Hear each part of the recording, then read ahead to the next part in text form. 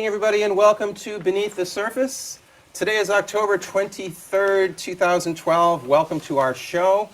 It's an hour show, and today's topic is going to be the election of 2012, along with some of the ballot questions. So, with no further ado, let me introduce to you my guests tonight. To my left, Mr. Patrick Chin. Patrick is a BCAT's production coordinator. Wide angle for me. And welcome to the first time Beneath the Surface appearance. First time appearance, although I've been behind the scenes for many of them. So. Yes, but he's first time in front of the camera and Beneath the Surface. Welcome to the show. Thank you, Paul. Dr. Mark Discher, College of St. Mary Magdalene, Professor of Philosophy and Theology. Welcome to the second or third time that you've been on Beneath the Surface. Yep, nice to be here, thanks. Ready to go beneath the surface with us? Let's try. Excellent. And Mr. Tom Duggan, editor of the Valley Patriot newspaper and host of the Paying Attention radio show. And every time I look at his face, I laugh, so that's why I'm smiling. Mr. Tom Duggan, welcome to Beneath the Surface for the umpteenth hundredth time. I haven't even told a joke yet. No, you don't have to. All right. So you ready to rumble? Because if I'm not mistaken. Can I just say you're already wrong? About what? Whatever you're about to say. Okay. So before I say it, okay, good. We'll get that out of the way.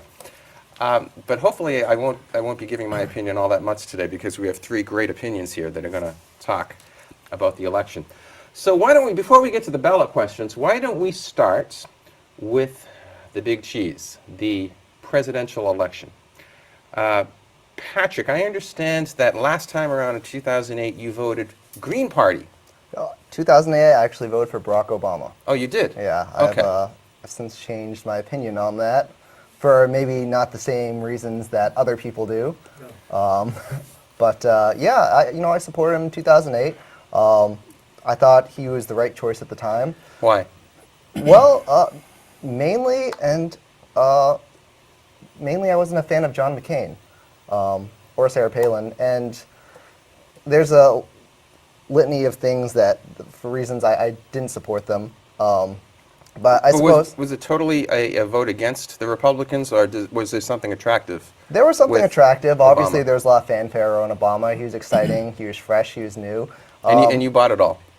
Well, he made some campaign promises that I thought he was going to keep. Okay. And he didn't keep them. Yeah. And so now I've backtracked, changed my mind All right, on before I that. get to these guys, give me one campaign promise that he promised in 2008 that he didn't keep, that disappointed you. Closing Guantanamo. That was a big one for me. Big reason why I was not the biggest fan of the Bush administration. Yeah. That and the Patriot Act, something that I thought Obama was going to, reverse. But he actually just extended executive powers. So you would consider yourself politically left of Barack Obama, and that's why you're disappointed this time around. It's hard for me to pinpoint exactly where I am on the political spectrum. There are certain things in the Republican platform I agree with, and the Libertarian platform. But broadly, I'd probably be part of the greater liberal coalition, I suppose. Okay. Who are you going to vote this time around? Do you know? Jill Stein. Jill Stein, Green Party. God bless you. Green Party. Yeah. I couldn't. With Barack Obama, I think one of my biggest issues, maybe not your issues, was that he has a hit-kill list. I don't appreciate that in a president. And he ordered the hit, essentially, of an American citizen. I'm a big, fan of, rule of law. And I think on several occasions, it's funny too. He was and I hate to be the Obama basher right now, but he was a constitutional professor, and at the same time, as president, He's shredding the Constitution. very much so. So, But in not ways that these two gentlemen would probably appreciate. Exactly. We probably. But we're really happy he's voting for Jill Stein. We are. Why are we? Because you're not voting for Obama. Yeah. Oh, okay. Yes. Okay. I hear you. All right. We're gonna bring Paul along. Let me just. This is a Ralph Nader situation. Yeah.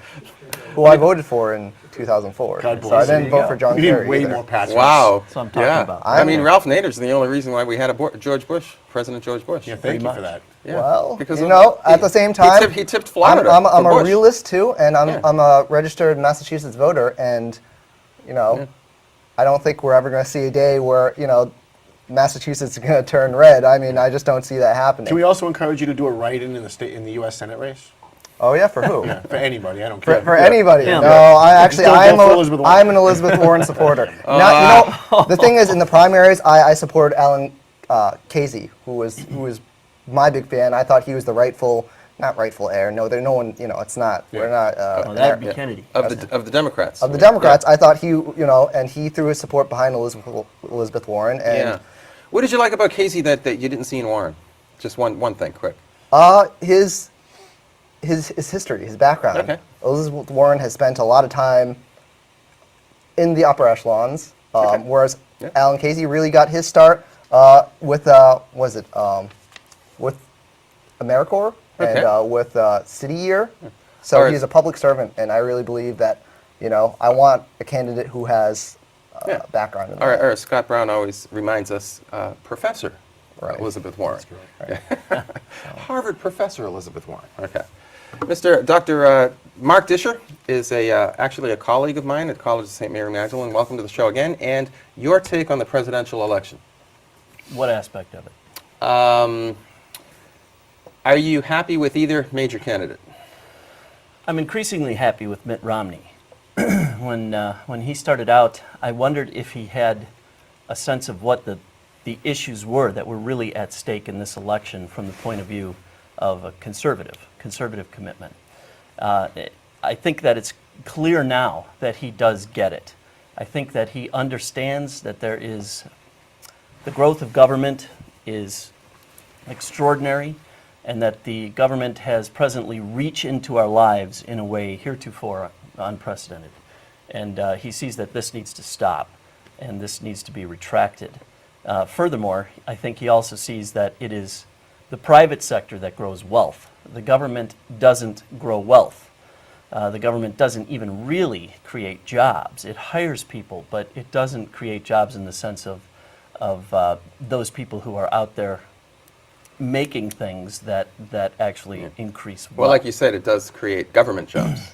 That it does. Yeah. So Obama, for example, he wants to hire yet more teachers. Right. And this, to me, is just a debacle. Being in education, it's clear to me that teachers are not the issue. The issue is not certainly quantity of teachers. The issue is quality of teachers, if anything. I would much rather. I think it's a deeper problem than that. to It be is honest a with you. deeper problem. It's a cultural Yeah, problem. It's yeah. a moral problem that has to do with the families. That's where you're going, right? Yes, of Yeah, course. sure. And we agree on that. And no But- matter how great the teachers are, there's still that deeper problem to deal with. Absolutely. But Right. go ahead. But look, I would rather sit in a lecture hall of 200 students with an outstanding, excellent, engaging, interesting teacher than sit in a classroom of 20 with somebody who's, let's just say, mediocre. Okay. All right. And you should know, being an educator yourself. Yeah, I hope so. Mr. Tom Duggan, Yes, Paul. how is your newspaper? Newspaper's great. Tell people, Growing every single day. tell Burlington residents where you can find the Valley Patriot newspaper. You can find it in Burlington sometimes.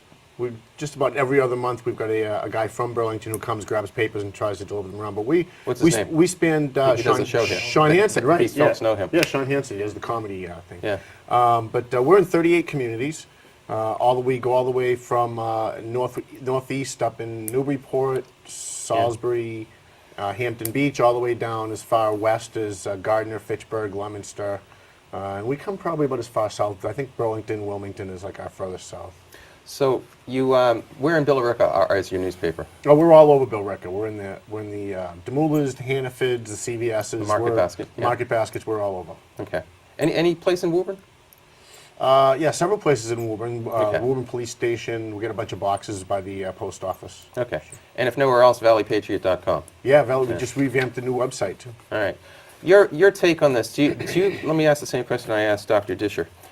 Is there a candidate of the two major candidates running for president that you really like? Yeah, I like Mitt Romney. I think I remember you were a Newt Gingrich supporter during the primaries. Yeah, I supported Newt Gingrich. Deep in my heart, I always knew that it was probably going to be Romney. He had Yeah. the best ground game. Yeah. He had the Not only the deep in your most heart, money. but shallow in your ears, because I used to tell you that Right, throughout yes, the whole that's primary process. True.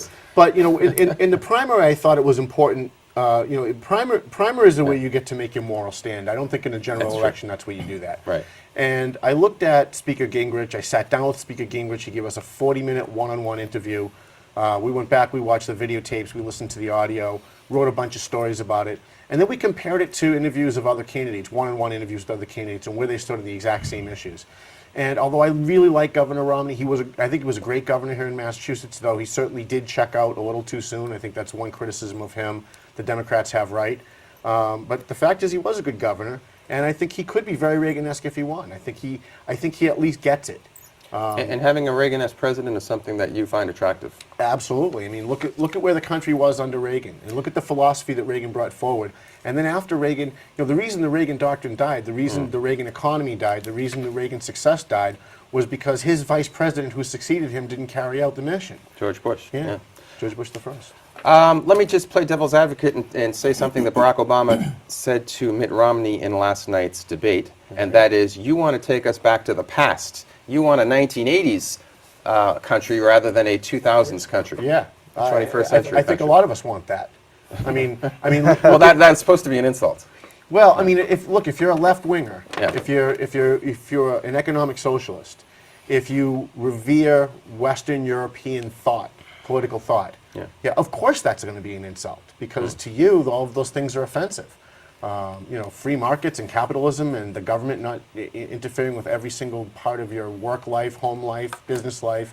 Yeah, sure, that's not really. It's not an insult to the rest of us, though.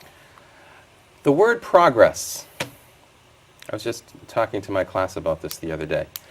It seems, Patrick, that the political left in our country sees the word progress always as a positive thing. When I say the word progress, what immediately comes to your heart and mind? That's a good question. Because it is part of the word progressive also. Right.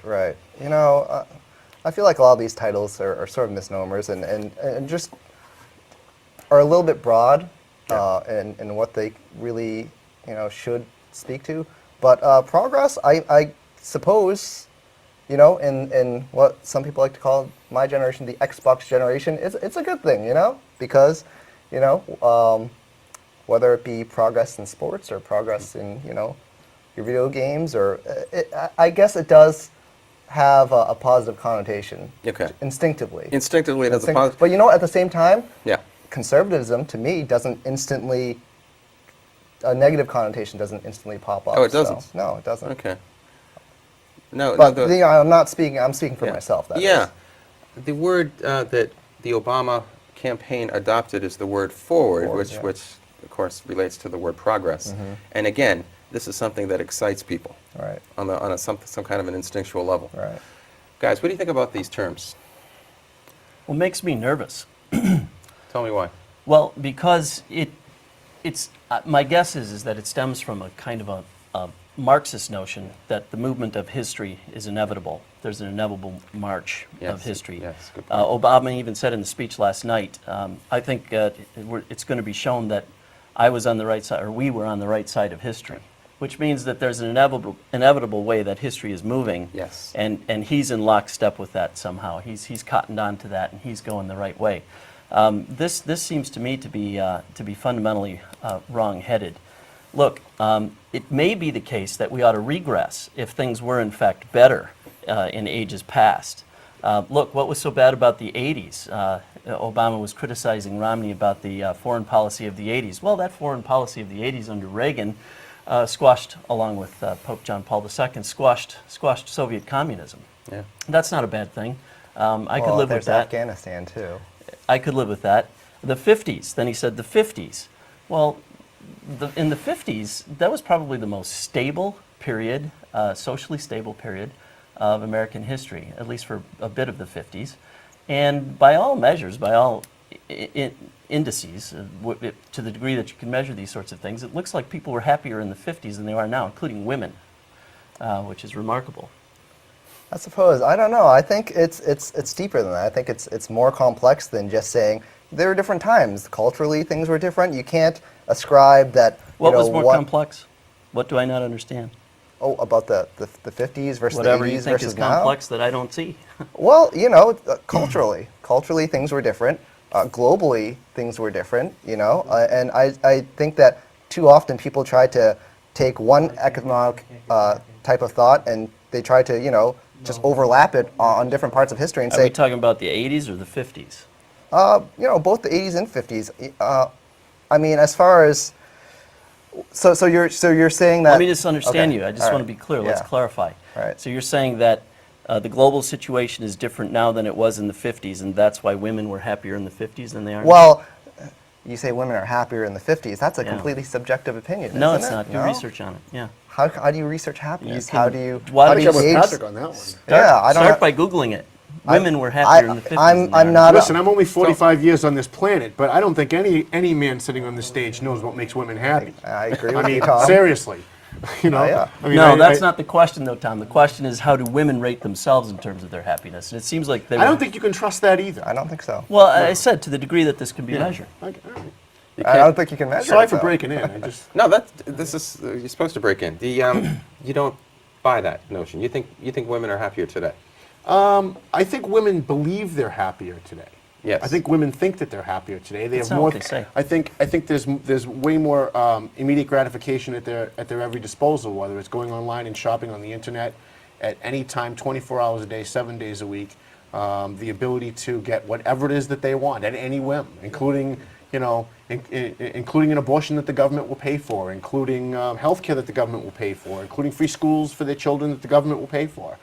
I think whether they're being honest in these surveys, or I don't know which surveys they are. Well, but perhaps they're being honest, but do we not have to ask what?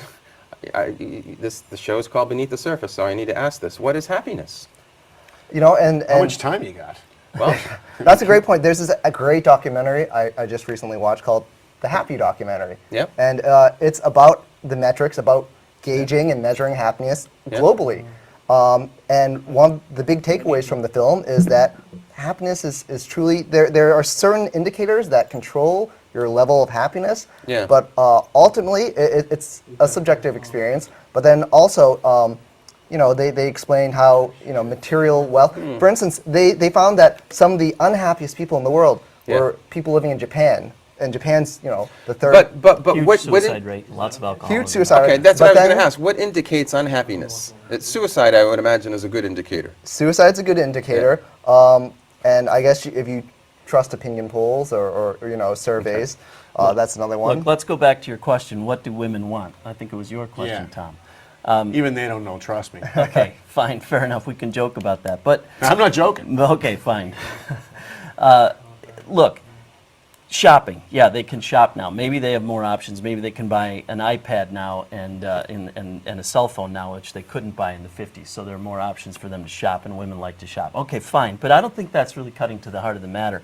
What do women want? It seems to me that women want to marry good men who love them, who are faithful to them, who are committed, who are responsible, who get up in the morning, who go to work, who get jobs, who hold down jobs, who provide for the family, and will help them raise their children rather than having to rely on the government to help them raise their children.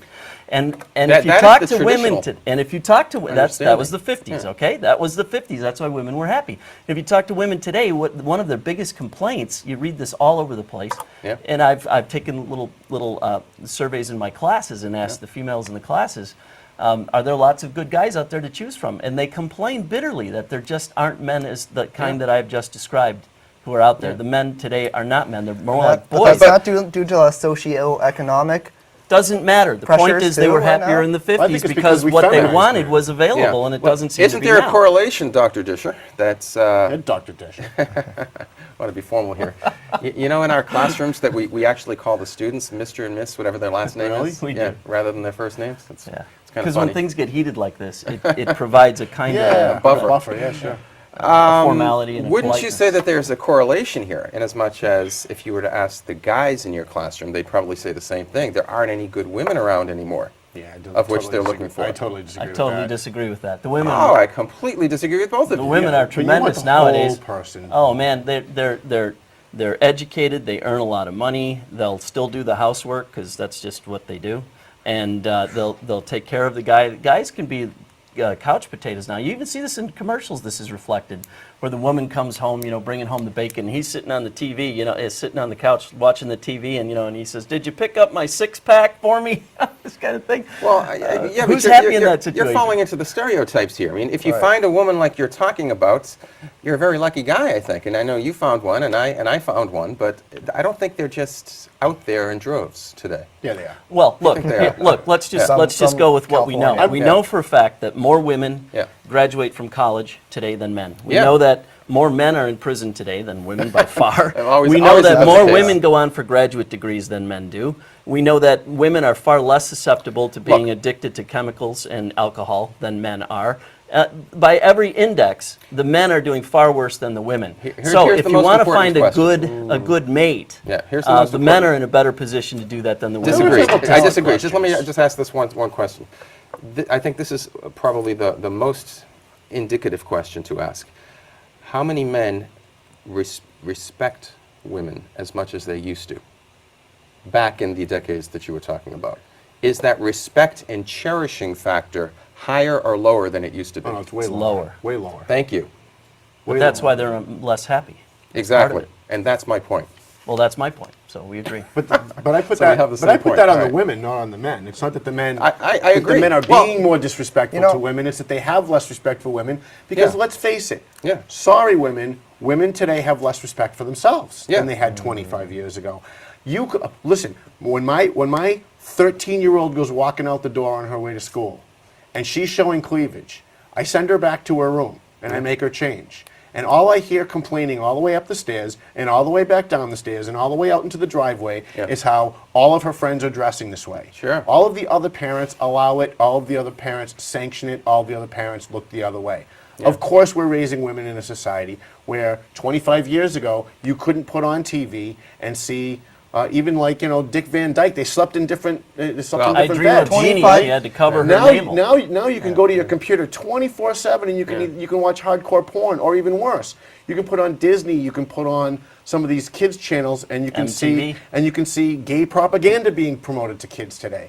By So the- by- I mean, By the same token, 25 years ago, you wouldn't switch on the TV and see Secretary of State as a woman. You wouldn't see women in high office that's either. true. So Yeah, how do you? So you know, that's good. That's fine. But That's but good, is that but- what's making them happy? once again, the happiness argument. That's an I important can't. question. Yeah, It's because hard for me to chime in on that because I'm not a woman. And I can't. I'm not going to speak for women. Would I have Yeah, to four be? white guys Would I talking have about to? I know. Let me play to the camera right here. I'm not a woman, so I can't. Say. If you're a woman, please call in. There's our phone number right there. Please give us your 2 cents. You if don't you're have to- if you're a cute woman, please call. no, you don't have to be cute. No. No, and you don't have to say who you are, Trying and to you can offend have as many as you I can can. disguise your I get them all voice. riled up now. 781-270-9199. All right. Well, anyway, both women and men are voting in this election.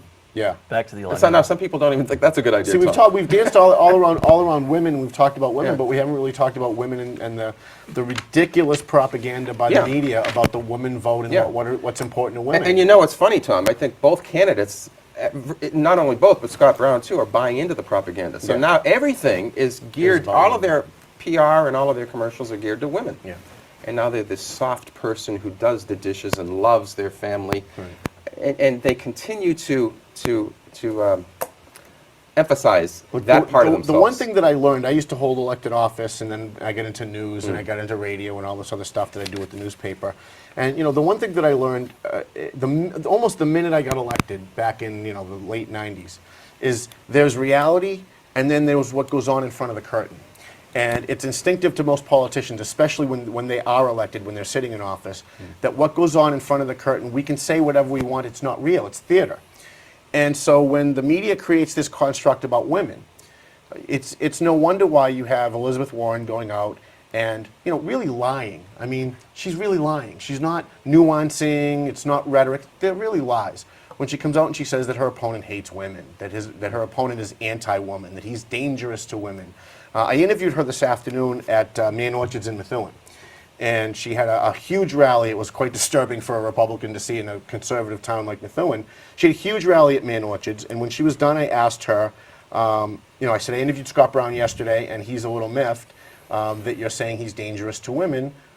He wants you to stop scaring women. Her answer was, he had one choice, to approve That's a right. Supreme Court candidate That's her line. that would protect Roe versus Wade, and he right. voted no. So my follow-up was, so what you're telling me, Professor, is that if you are senator and a right-wing Republican male who happens to be pro-choice comes before you, you will be supporting that candidate because because abortion is your only litmus test. She refused to answer the question. And the fact is, if she really believed Scott Brown was anti-woman because he didn't use abortion as a litmus test for Elena Kagan, then she would be willing to eagerly answer that question and say yes. If a right-wing Republican male was sitting before me as a nominee on the court, I would vote yes if he was pro-choice because Roe v. Wade is my #1 issue. She didn't do that. She didn't do that. And that's, to me, it shows that's the theater. The theater is what Yeah. they say in the Oh, yeah. talking points. But when you get down to, can you justify your talking point? No. It's not real. Look, if all Roe theater. v. Wade were, if we are serious about taking that as an index of what constitutes the defense of the interests of women, Yeah. more women than men Are pro-life. are pro-life than Yeah. pro-choice, right? So it seems to me that Roe What v. Wade, statistic is that from? More women are it's pro-life. It's a It's common knowledge. it's common Is knowledge. that Look common it up. knowledge? Yeah. Yeah. After the show, look it up. Yeah. I don't know. Oh yeah, if you ever see rallies, if you ever see Who runs all the pro-life clubs? who runs the pro-life clubs, it's all females. Yeah. Could you guys cite a study, though? Yeah, can like, you send cite Oh a us gosh, some- just something? Google I it, don't and For the all people at kinds home. of things will come up. Okay. I Google don't it. know. Just Google. If you were to ever go to the March for Life every year in Washington, D.C., first of all, the lady who just passed away was for decades the head of it, Nellie Gray. And then I would say if you look through the crowds, you'd see Couldn't you A say lot more that women than that's men. more majority? Couldn't you say that's same thing about pro-choice rallies too? Because it's a woman's issue when it comes down to it. It's a woman's Yeah, it's issue. really not. No. This isn't a question of who's at the rallies more. This is a question of, given the population of the United States, are more women pro-choice or pro-life? And the answer is more women in the United States today. We're here. I'd have to see a study. Especially I'd those have who've to see already the given study. birth. Yeah. no. But getting back to the Brown-Warren thing, Yeah. Scott Brown is pro-choice in the first trimester. We throw these labels pro-choice, pro-life around, and there's a lot of gray in the middle. There are people Politically like, there is. Yes. But not ethically. Well, that can be argued, I guess. Yeah. I mean, I guess that could be another whole discussion. Anything can be argued. But the fact Exactly. is, if you're a pro-life person, now I'm pro-life. I am militantly right-wing pro-life. I don't make exceptions for incest. Well, I don't hope make not excep- militantly, I because there don't- are some militants out I there. don't make exception for incest or rape because I don't think it's the fault of the baby how he was You know conceived. However, Yeah. Scott, as a pro-life candidate, I'm looking at both of these. Yeah. I have one candidate who is for abortion in the first trimester, but wants to cut funding for abortion and is not for late trimester abortions. We have another And who will probably nominate a Supreme Court justice that a President Romney would nominate. That's correct. And then we have the other candidate who is for funding abortions with federal and state dollars, who is for abortion on demand up to third grade practically. And so as a pro-life person, when you're weighing those two, many pro-life people pull back and go, I can't vote for either one of them. Yeah.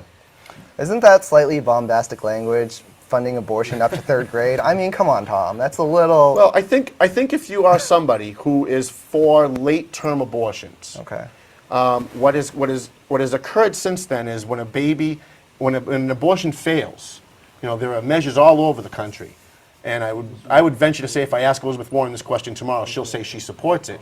That if the abortion fails and the baby's born anyway, should they be able to kill the baby? I would almost guarantee you if you hooked her up to sodium Once pentothal, again, she'd say yes. Once again, you can't say. The one thing, Democrat or Republican, it's too bad when people make assumptions about things. When Well, that's all we can do. I mean, that's well, what we do. I mean, we make assumptions about things every day. If you can't generalize about the world, you can't Well, can't have any I don't know wisdom about about that. the world I think whatsoever. as long as you recognize and you express it as a generalization. The Right. question is Exactly. whether Yeah. or not your Yeah. generalization is warranted. Yeah, that's the That's issue. true. That's true. All human beings have head hair. Is that bad to say? No, I mean, Okay. well, Well, there's some obvious generalizations that you can say, that's right? that's That you can talk scientific. about. That's a biological generalization versus generalizations on someone's opinions. That's what I'm saying. Opinion. Except for Tom. Tom doesn't have That's such an abstract thing. You He know, doesn't have much But head well, hair it's not either. really. Look, I'm a news guy. I look at that's what I'm candidates saying. and I evaluate candidates every single day. It's what I Yeah. do. I've moderated hundreds of debates for local, state, even a couple of federal elections. The fact is, you can look at the direction someone's going in, and you can very easily predict where they're going to be on any particular issue. Now, 10% of the time you might be wrong, but you're probably not wrong. Probably not very wrong. You're probably only a little wrong in where they stand. I would venture to say that if you put a bill before Scott Brown that would legalize abortion up to 9 months, he would vote no. I would venture to bet everything that I own that if you put a measure before Elizabeth Warren and she's the deciding vote to make abortion legal up to 9 months without restriction, that she would vote yes. but that's hearsay because that will probably never come to pass. I mean, that's the But reality. it's very One easy to thing- look at her where she stands on Yeah. these issues. One to thing So that- we're missing the forest One for thing the that trees. isn't hearsay, though, is that Senator Barack Obama was for the allowing the babies to die that were born alive. He voted for that, and that's one reason why there needed to be a Or at federal least he didn't block it. Baby Born Alive Act. I have it on my Facebook page, him arguing for that. I saw it. Oh, Yeah. a child born alive from a botched abortion. That's yeah, correct. Yeah. Now, how, I don't know anything about the topic, so I don't know how is the child's life? I mean, are they deformed? Is there some sort of, when they come Well, out, they're clearly not sometimes- normal if it's a botched abortion. Sometimes, So it's okay to kill I deformed know, why would babies. that even be a question? Yeah. They might be a little deformed. Sometimes they're Suppose burnt by a saline suppose solution. it lost a hand. You know in why the that's a process. question? That's a question because, and Patrick is very liberal. I don't say that as an insult. No, It's just no, what that's you are. fine. But to the liberal, it's about the quality of life, not life. Yeah, You not the- often not hear the value you of often life. hear say, what if the baby's going to be born with a disease? What if the baby's going to be born deformed? I used to work with mentally retarded adults at Fidelity House in Lawrence.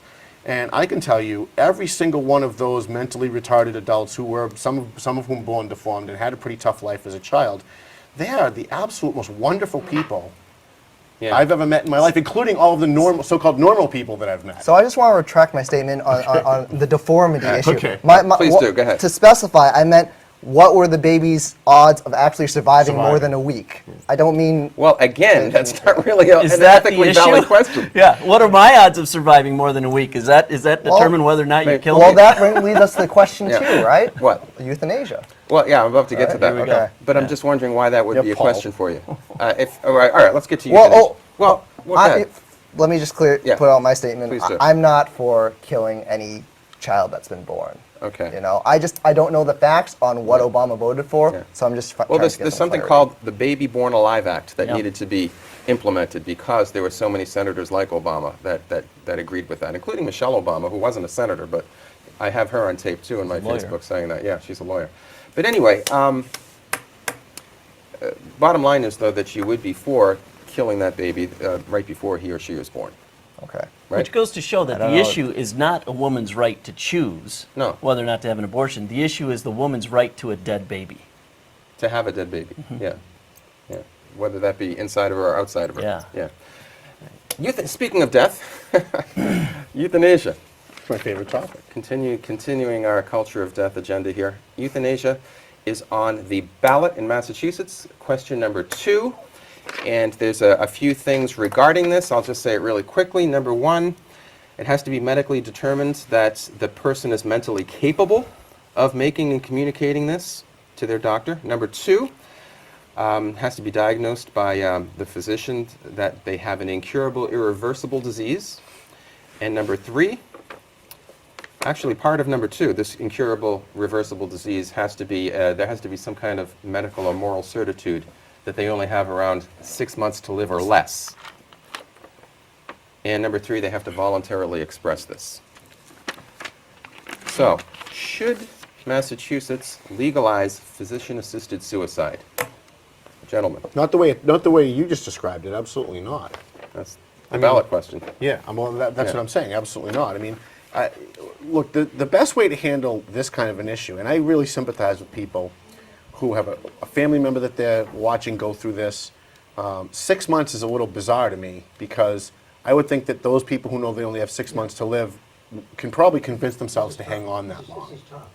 But those who might have maybe 3 years to live and thinking about the immense, human suffering that they're going to have to deal with every single day, every minute of those 3 years, I think maybe they may want to opt for something like this. But the problem here too is that, you know, if we didn't go this route and we did what we did with marijuana in Massachusetts, I think it's a much better fit. You decriminalize the act. So if the person wants to try to commit suicide and a physician in some way tries to help them do that, you decriminalize it, make it some kind of a civil fine, some kind of civil infraction, so that it's not, the government is not sanctioning death, but at the same time you're providing some kind of an option for someone who knows for a fact they're going to die. They know that they don't have a lot to live, and they don't think that they can live one more minute with the suffering that they have. When it comes to euthanasia, I'm not sure what the practical difference would be in decriminalizing it versus making it illegal. Would there be a practical difference? It'll be at least a step instead of jumping straight into euthanasia. For instance, medical marijuana is probably an ultimate step to the legalization of marijuana. So I'm actually on the same page with you, you know, like my fear for question 2 is the abuse that could happen around it, not the fact that there are people who are suffering. My grandfather died of lung cancer. He's one of those people who, honestly, you know, it would have been easier had he been able to go on his own time instead of suffering till the very last moment. So, you know, it's a very sensitive subject, but at the same time, you know, it is a big jump to go from, you know, euthanasia being illegal. So you would be for decriminalization of physician-assisted suicide? As a step, you know, I would be for, you know. But since that isn't on the ballot, are you going to vote yes on this? Not that you have to tell the world, but. Right. All right. So then I shouldn't. I will be supporting it. Okay. For my own personal reasons and my own experience. Okay. With. Okay. That Mark hasn't weighed in on this. Dr. Mark Discher. I'm sorry, Dr. Discher. Well, what do you want me to weigh in on? Well, what we discussed on the issue of euthanasia, physician-assisted suicide. I think pro-lifers do actually, boy, I'm going to go out on a limb here. Paul, you're going to jump down my throat, I'm afraid. I think pro-lifers do actually make the mistake of equating euthanasia with abortion. There is a major difference. There's a philosopher at the University of Kansas by the name of Don Marquis who wrote a paper called A Future Like Ours. And what he argued is that what makes it wrong to abort a fetus is that it has, if left to its own devices, its own entelechy, its own natural teleology, left to its own devices, if it's not disturbed or impeded, it will become an adult like we are. Just like a baby or an adolescent will become an adult. Under the right conditions, yes, Right. Of course, assuming that it's got food and nutrition and, Right. and oxygen and whatever. So that thing has a bright future, that fetus. A good future, a future something like ours. That was Don Marquis's argument. Whereas somebody who is in the condition of being in excruciating pain, being diagnosed as having only 6 months to live, is maybe not somebody who has a future like ours. And so that may be a morally relevant difference. I'm inclined to say that one can employ natural law arguments with quite a lot of ease and facility regarding abortion and showing why abortion is wrong. It's killing a small young human being who's innocent, an innocent young human being. That's wrong. So that seems to me to be pretty clear, and I don't think it's really hard to argue that. But now euthanasia is a lot harder to argue because while it is a human being, granted, certainly that's the essence of the thing in question. Nobody disputes that. It's not a human being with a future like ours in the same way that the fetus has. And so I do think that this is morally relevant. Well, in one respect, abortion is harder to argue because for those who are still left over from the pre-ultrasound days who still don't believe that it's a human being, you have to argue that. What is Whereas it, a dog? with some people It's a brick, it's a rock, Yeah, it's a well, tree. What is it? It's at least more evident to the non-thinking that the Yeah. person who's about to undergo euthanasia is a human being. Yeah. No, but I agree. If I were caught in my basement aborting puppies from a dog, they would say I was aborting dogs. It's only in question when it's a human being, apparently. I don't know about that. I mean, Oh, it's, okay. We have a question actually from the gentleman who's doing camera, Bob Okay. LeBlanc. Oh, okay. Mark brought up something very interesting, but I wanted to maybe to go on to maybe a question that was brought up before Germany. The doctors came up with this book entitled Life Worthy of Life, and I guess I wanted to put that question to the panel is, well, what do you think about life worthy of life? Can we make that determination that certain life, a cripple, somebody in pain, or whatever, is not worthy of life, and a person who's living a perfect life, no deformities, and they're happy? Can I just skew your question a little bit? Are you saying, can we make that decision, Right. that decision as a society, or can the individual make it themselves who's going through Both. it? Make it Okay. an A and B question. All right. All right. What do you got? What's the question? The question is, Life being life, I got lost. can we make a judgment as to whether somebody in that situation is not worthy of living? Can society make that in legalizing euthanasia and giving them the choice? And should the individual make that? Yeah, but this isn't fair, because Okay. as far as I know, and I don't know this issue very well, so correct me if I'm wrong, and I may be wrong. I'm wrong about a lot of things. But as far as I know, nobody is arguing that society should make this decision. I mean, Sarah Palin worried about that with death panels, and that may be coming down the road. Well, the slippery slope would worry about that. Okay, but the slippery slope is not here yet. So Right. let's talk about the legislation that's on the table. We could argue that what's wrong with the legislation is that it might lead to potential abuses. Our friend Patrick here Right. already mentioned this, and that's fair enough. Yeah, but is your it question an is- abuse in and of itself? Well, your question is, can society make this determination? No, that's his question. Okay, but nobody's arguing this who's seriously putting forward legislation for euthanasia. One of the third criterion was that let's call him the victim of euthanasia must voluntarily express his desire to be euthanized. So it's nugatory whether or not society has this Go ahead. right or not, because everybody agrees it doesn't. All right, clarify. Well, in a way, people are arguing that, because they are, especially when you talk in terms of pain, people will say, excuse me, I'm hearing too much chatter. People will actually say, well, this person is experiencing too much pain, and the death with dignity kind of lies behind that. That's the unquestioned assumption behind this, is that, of course, death with dignity, with life without pain, is a much better thing. Well, look, that may be the next step, but that's not where the legislation is at present. So we could worry about that slippery slope. Fair enough, that's fine. All right, that would be a second question. But There that's is- a there is a separate. no- No, but wait, hold it. But I got to say this, because I ahead. think this is so crucial. When it comes to spina bifida Yeah. fetuses, or fetuses with Down syndrome, or Right. fetuses with other abnormalities, Right. we do make this determination. We do seem to think that it's okay for society, really Yeah. the mother, I guess, to make the determination that that fetus ought not live, that young child, that little baby ought not live. So that's where it seems to be a more crucial issue. Oh, not no, with no, I euthanasia. actually do disagree, because Paul and I have a mutual friend who virtually had to fight to keep his father alive, because the doctors were thinking we should pull the plug, or we should not treat. No, wait a minute. Pulling the plug is not euthanasia. Well, it depends. Euthanasia is it could active be passi- killing. It could be passive euthanasia, It though. could in be, as- but in as it much almost as- never is, right? Yeah, That's not what we're right, talking about. right. But there is The another. legislation is talking about giving 100 pills so that you take these Before we pills and- specifically get back to this, because I want to, Tom, you have some experience with this, don't you, with your own father? I do. Yeah. Does it relate to this at all? Well, I mean, my father's wife decided that she wanted to have the plugs pulled, and the doctors told her that because he was beaten with a baseball bat, Yeah. and because there was so much swelling in the brain that it would take a few days, maybe even a week, for the swelling to go down, and that there was at least a 50-50 chance that he could wake up normal.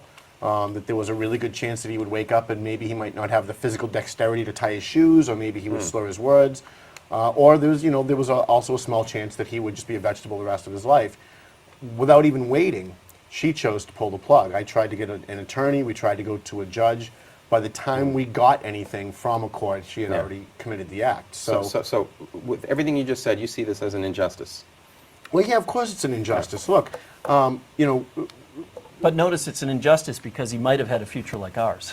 Just, you know. 50%, the doctor says. well, and I was perfectly happy at the time that if he had lived, if they had decided not to pull the plug and he had lived, then he was an invalid. If he was stuck in a wheelchair the rest of his life, I would have been perfectly happy to take care of him. I think most Sure. of the rest of my family Yeah. would have been perfectly happy to take care of him too. He still would have been here. He still would have known who we were. We would hope. I mean, we don't know for sure because the brain injuries were pretty extensive.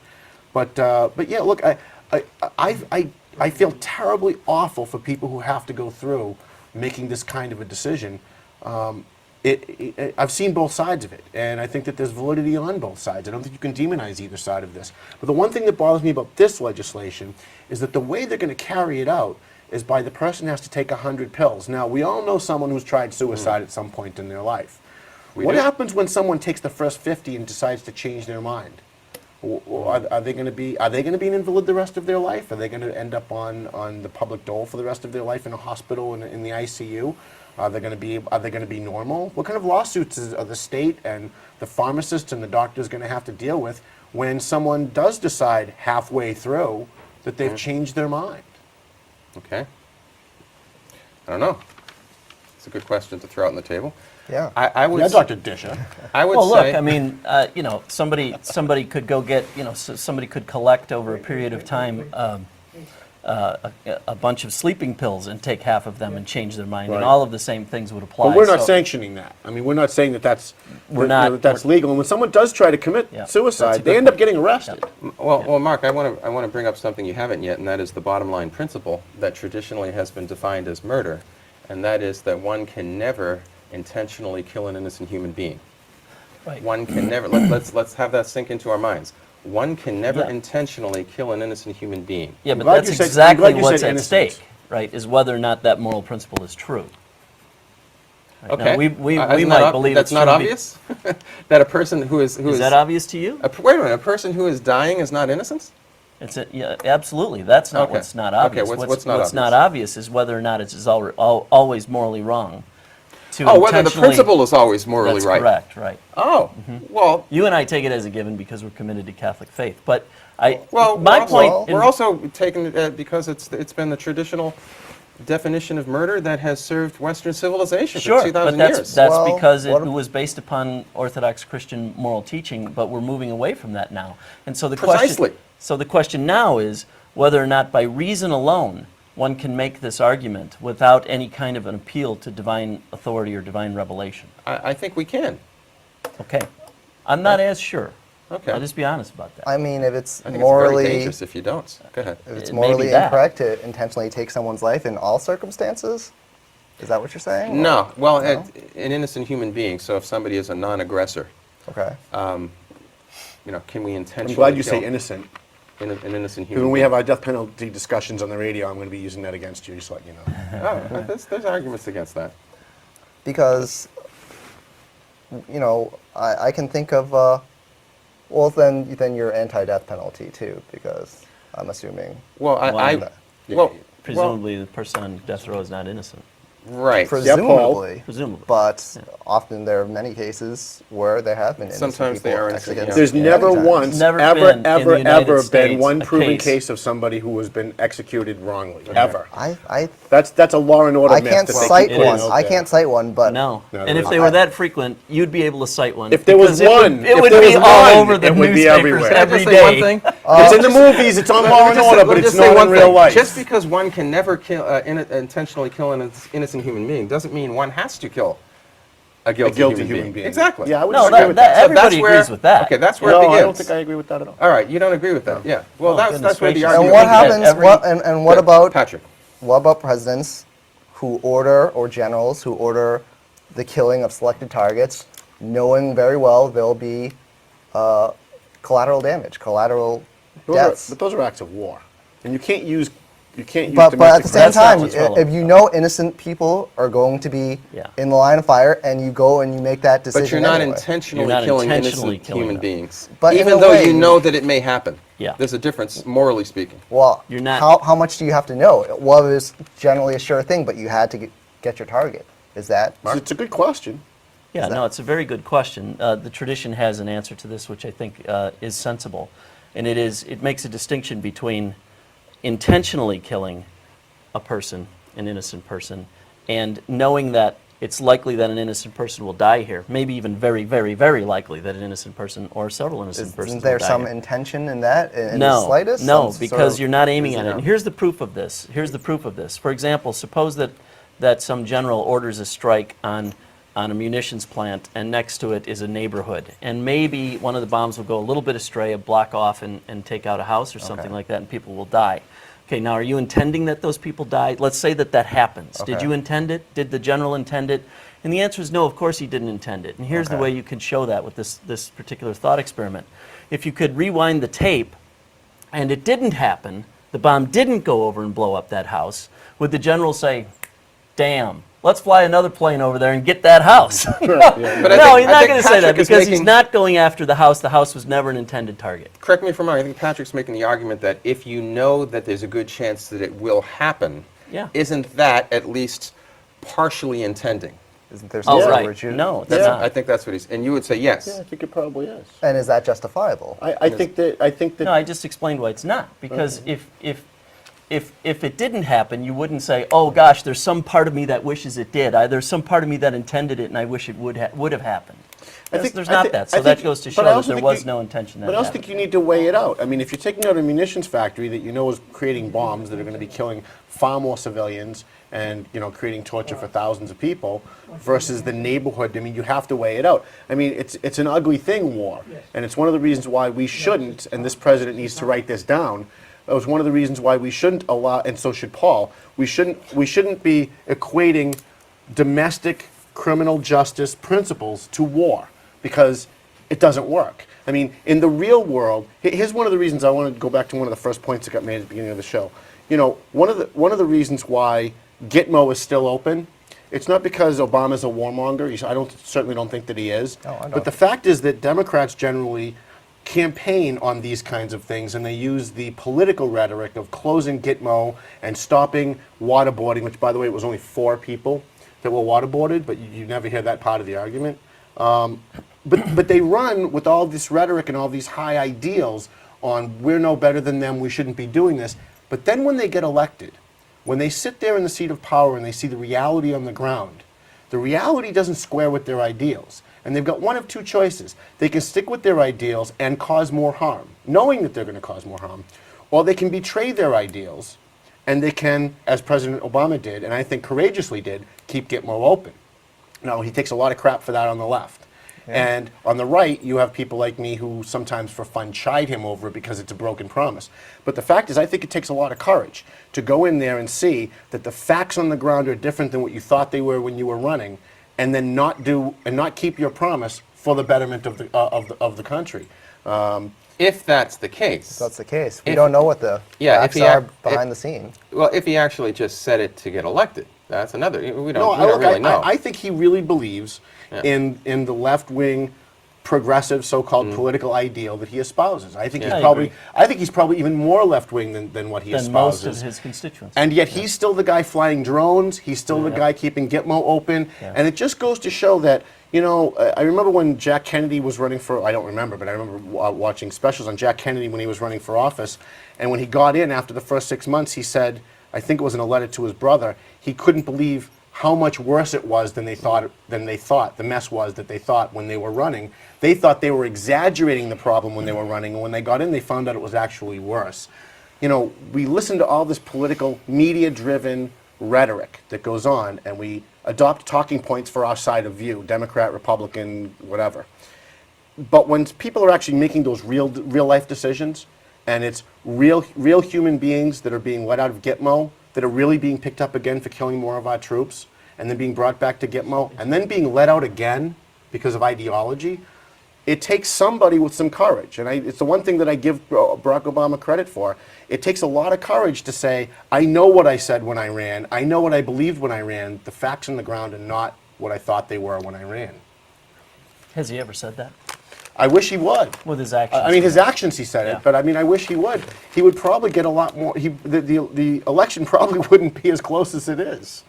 I mean, with the closing of Guantanamo, though, I think that just speaks to the larger issue of, for me, ending the war on terror. I don't think it's a war that can be won in any ways. It's like the war on drugs. I feel like it's futile, and it's funneling a lot of our resources that could be used on domestic projects. So just don't fight it? Yeah, it's. I was actually a big Ron Paul supporter, and I'm not necessarily. I mean, in that sense, that's the liberal-leaning side of the Libertarian Party.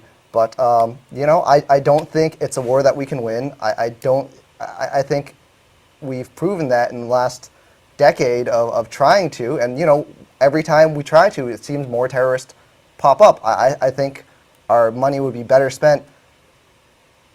I sympathize with what Patrick is Would saying. be better spent Well, you're a building our pacifist. I expect that country. you would. I'm not a pacifist, but I don't think, like Mitt Romney said last night, I don't think that you can kill your way out of this thing. Exactly. I agree with I that. Yeah, Romney totally was agree wrong with about that. that. Romney was wrong about that. And that's another reason why, and I hate to, because there are things I agree with Obama about, but his whole thing is he's terrorist hunter. He got Osama, and I'm not saying that that's necessarily a bad or good thing, but his claim to fame is killing others, and I'm not. It's the one thing I give him credit for. Yeah, I have no problem with that as long as the others are I think bad it guys. speaks to the larger issue that I think one of the major political issues of the day is that people like to demonize other people instantly without. We're complex people. We have complex opinions. Not everyone is a bleeding heart liberal. Not everyone's a warmongering conservative. And I think that's missed. A lot of people miss that in the way the media presents us. You have two sides. You have to choose one or the other. You And the can't, media really is, you've touched on, Yeah. something that I actually give 2-hour lectures on. The media really is the culprit in all this. Yeah, Because the media is culpable for sure. The elected about a lot of officials things.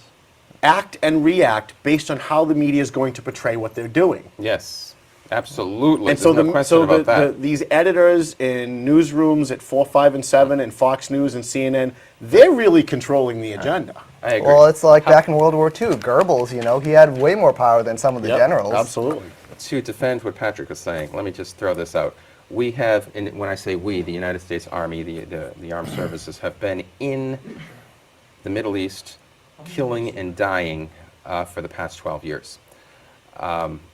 If we leave now, a lot of experts are saying it's just going to go right back to Al-Qaeda, and things will be a mess once again. The Arab Spring has turned into an Arab winter. My question is, was it worth it? And are we better off today than we were? Well, I didn't want gonna to dominate go the around? discussion, but was By it the worth way, it? we only have three minutes left in the Okay. show, so let's just give sound bites to that. Was it Yes, worth it? we are Yes. better off. Yes. Are we better off? Yes, It- absolutely. We It was worth it, and Yeah. it was just, Yes. and it was good that we were in both there for Iraq, 12 years. both Iraq and Yeah. Afghanistan, and the other covert missions that we have around the world that we if don't we talk leave about. and they take over again as if we were never there, that's an okay thing. Yeah, I think we actually should be more aggressive. We should be killing more terrorists, and we should But be. my and point we should is, be deposing more if dictators. this is going to be successful, don't we need to stay there indefinitely? I mean, we Yes. have over a billion Muslims there So- that want to kill us, right, Tom? You keep saying Yes, that We to still have us. troops in Germany, we have troops in Japan, correct. we have troops in South right. Korea. Right, and every but how place, every long- place where we have vanquished and leave troops, Right. they prosper and flourish. Right, but the minute we pulled out of South Korea, North Korea would move in. There's no question. I don't think anybody, liberal, Yeah. Democrat, Right. Republican, everybody would agree. Can we with that. sustain I this, agree they would move Patrick? in, but Can no, we sustain no, this? absolutely not. And I would say no. It wasn't worth And it. isn't this a problem with other empires that have fallen in history? That's what happened to I the don't think Soviet we're an Union. They empire. could not sustain their operations in Afghanistan. And wasn't it worth it? Look at how much Our trillions of economy debt. is not exactly the same as the Soviet Union's, but Well, our Well, economy isn't all that great now, though. Look at the debt no, but it's very far from the attacked Soviet on, Union. the unpaid for wars. I reject your premise that it's an empire. It's not an empire. We don't control any of those countries. No, we we're have not an freestanding empire. armies that Yeah, protect them from their neighbors That's who right. they Oh, can't what's protect what's from that word, themselves. though? There's a word I for don't- when you culturally become an empire. Yeah, I don't think Yeah. we're an empire. I just think that we are, that thing that we're doing is in line with what an empire does. I would agree. Yeah, I Well, don't and- think this is imperialism. I No, mean, they that's attacked right. us on our soil. They killed 3,000 of our people. They slammed planes and skyscrapers and destroyed. Iraq didn't Yeah, do 12 that. people did that. Yeah, No, 12 people did that. That's 12 right. deranged individuals did that. How does that reflect upon an entire country? Well, wait a minute. We're not at war with Afghanistan. We're at war with dictators Right. like. We have to, unfortunately. As Romney said, we don't dictate to other countries. We free other countries from dictators. Yeah. And that was a The great best line that from was the the best night. line of the night Best line last of the night. night. I like it. We have to leave, unfortunately. Let me just say in closing that I think, Mark, that you gave a quality of life argument that is in line with what you give for abortion when you say that, are they going to have a life like ours? I don't even know if that's an Don Marquis. an ethical question Yeah. to ask. The question is whether we have a right to kill them. And that's why I would be I think the against. question is, do they have the right to kill themselves? Or do they have a right to kill them? Exactly. Or do they have a right for a physician to kill them? To help them kill To themselves? ask them. And is that what All I can our say is, hospitals should I be like? I would hope that if I was in a position where Should our hospitals be healing as well as killing?